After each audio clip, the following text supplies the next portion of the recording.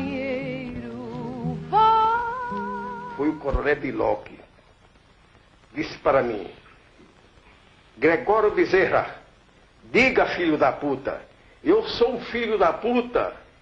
Eu olhei para ele e disse: coronel, a minha mãe era uma mulher honrada. Ele baixou a cabeça. Eu também tenho mãe, eu também. Quer dizer, para mim ele foi esmagado ali. Diga, filho da puta, eu sou traidor da pátria. Eu sou um patriota, coronel. E por ser patriota que estou sendo aqui torturado. Gregório Bezerra, o meu país agora está livre. Eu respondi: o Brasil será livre, coronel. Amanhã ou depois, pelas massas sofridas, pelos democratas e progressistas e por todos os antifascistas. Diz que sem ele o sertão não é mais sertão. Ai, voa azulão, vai contar, companheiro. Vai.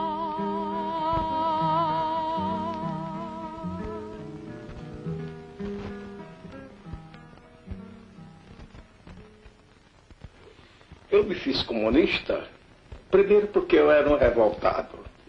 Porque até a idade de 29 anos, praticamente, procurava um caminho. Eu tinha vontade de lutar, mas não tinha o apoio, não tinha uma pessoa que me esclarecesse. Então, em 1929, viajando no trem da Central do Brasil, um camarada que tinha sido meu companheiro, meu colega de trabalho em 1917, ajudante de pedreiro como eu, e chegou no meu ouvido, cochichou: você já leu esse jornalzinho? Eu disse: que jornal? Ele disse: A Nação. Eu disse: que Nação? Ele disse: é um jornal editado pelo partido para as massas. Então, botou no meu bolso. Quando eu cheguei no alojamento, eu fui ler o jornal. Li 2 vezes.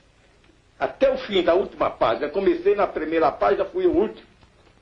E verifiquei que o jornal falava uma linguagem diferente dos jornais existentes até então. Aquilo me impressionou. Como eu tinha um colega, primeiro sargento, era o sargento-ante, era o chefe dos sargentos lá no meu batalhão, eu conversei com ele e mostrei o jornal. Ele pegou o jornal e leu e disse: olha, Gregório, isso é perigoso. Guarda, porque você sabe que no círculo de sargento tem colegas honestos, bons, humanos, mas também tem colegas que por mais uma divisa é capaz de vender o seu próprio camarada, é preciso de delatar qualquer gesto dos colegas. Eu tomei aquele conselho, guardei o jornal, mas não rasguei. Meses depois, este mesmo companheiro, encontrei-me na Central do Brasil. Ele chegou nos meus ouvidos e disse: tu já lesse a Classe Operária? Eu disse: que Classe Operária, rapaz? Ele disse: é um jornal do partido. Eu que queria o partido, que sonhava encontrar com um comunista para me levar para o partido, fiquei assim. E ele botou a Classe Operária. Aí eu não mostrei mais a Classe Operária no partido para ninguém. Li a Classe Operária de cabo a rabo, como diz, e gostei do jornal. Em 30, eu volto ao Recife como sargento instrutor, e lá o partido me procurou. Refletindo, aceitei o partido e ingressei. Depois, já em 1934, Luiz Carlos Prestes fez uma declaração pública se filiando ao Partido Comunista do Brasil. O ingresso de Prestes deu um impulso extraordinário ao movimento de organização de bases do partido, não somente no setor operário, mas também no setor militar. Prestes ainda era considerado naquela época pelas massas trabalhadoras, inclusive pela pequena burguesia, estão vendo como o Cavaleiro da Esperança. Tinha um prestígio extraordinário. Em 1935, grupos liberais, partidos de esquerda e sindicatos organizaram a Aliança Nacional Libertadora, Frente Única contra o Fascismo e pelas Reformas de Base. A aliança cresceu. Isso fez com que atraísse contra si não somente o imperialismo, como também pressão da igreja e pressão do latifúndio e do patronato. Então Getúlio foi forçado, nessas condições, a fechar a Aliança Nacional Libertadora e desencadeou uma onda de repressão contra muitos dos seus associados. Com isso, Preste, em nome do Partido Comunista, lançou um manifesto concitando o povo à tomada do poder. Esse manifesto de Preste se atraiu muitos elementos de massa, afastou, por outro lado, grande número de intelectuais, de elementos progressistas, nacionalistas, que estavam de acordo com o Programa Nacional Libertador, mas não estavam de acordo com o assalto ao poder. Em 23 de novembro de 1935, arrebentou o movimento revolucionário no 28 Batalhão de Caçadores em Natal. Logo no primeiro dia, eu pessoalmente recebi um radiograma e tomei todas as medidas necessárias no sentido de comunicar o comando da Revolução, que se achava reunido permanentemente, e recomendando de que não levantassem o batalhão, não deflagrasse a Revolução em Recife no dia de domingo. Isto porque, nessas condições, os quartéis ficam semi-vazios. No dia 24 de novembro, era um domingo, nós íamos reunir o comitê militar no sentido de planificar a melhor maneira do levante.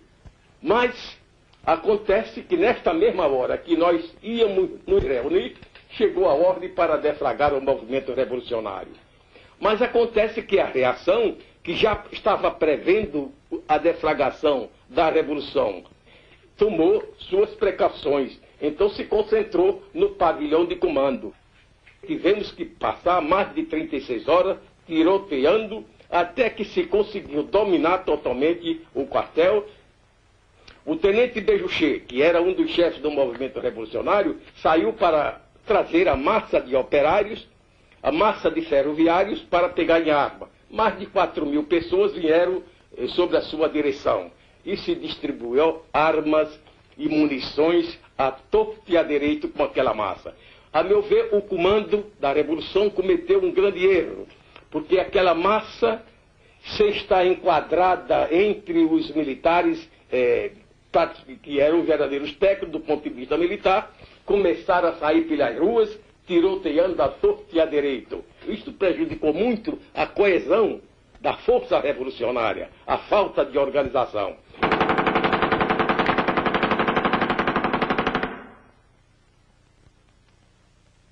Passados 6 dias, o movimento estava sufocado em todo o país. A oposição democrática indiscriminadamente foi lançada às prisões e às salas de tortura.